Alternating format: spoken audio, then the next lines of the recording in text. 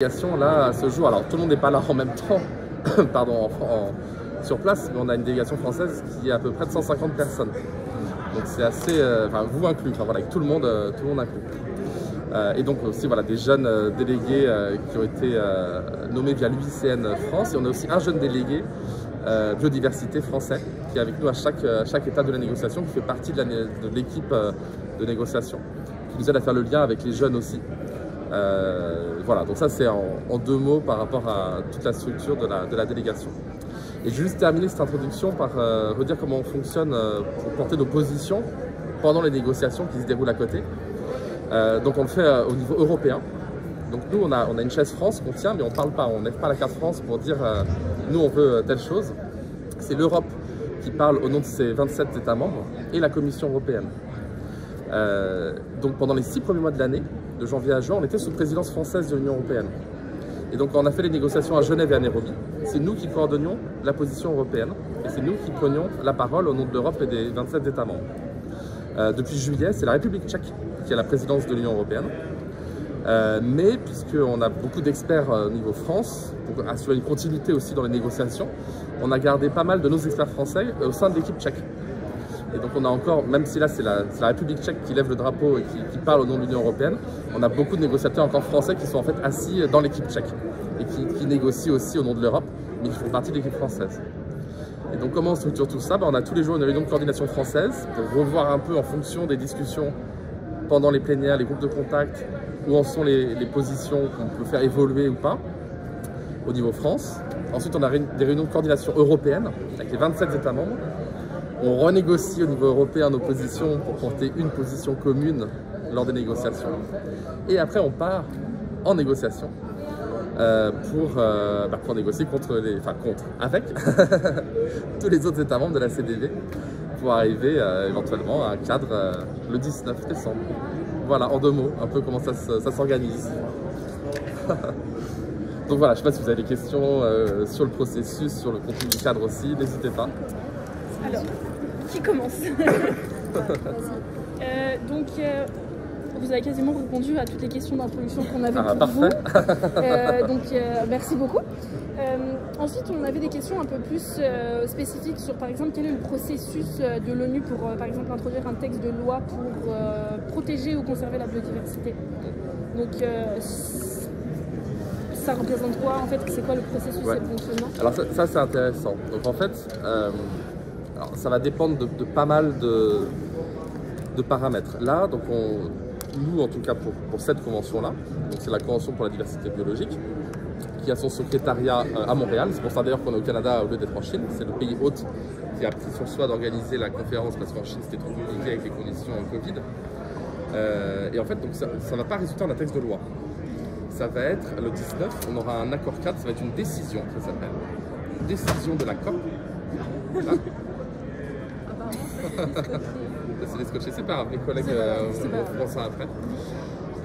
Donc la COP, j'ai oublié de dire ça, c'est pour ça qu'on est là. La COP, c'est la conférence des parties.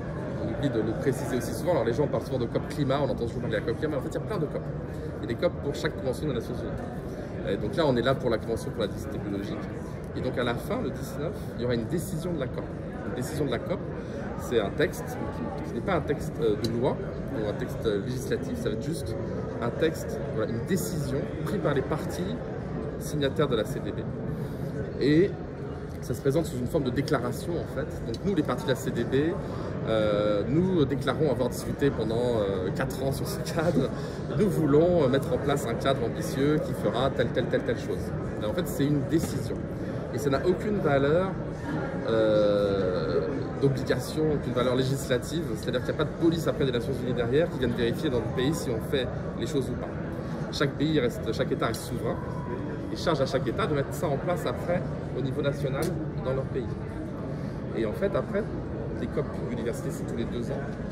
Et là, on essaie de mettre en place un cadre décennal jusqu'en 2030. Et en fait, il y a tout un système, et c'est ça un peu un des aspects clés des négociations actuellement. On veut mettre en place un système de rapportage. Donc c'est bien beau de dire d'un côté, on va mettre en place ce cadre pour essayer de préserver la biodiversité. Mais après, la question, c'est la mise en œuvre et le rapportage. C'est-à-dire qu'il faut que ce soit effectivement mis en place dans les pays. Puis, contrôlés et rapportés. Et ça, en fait, ça reste à la responsabilité des États.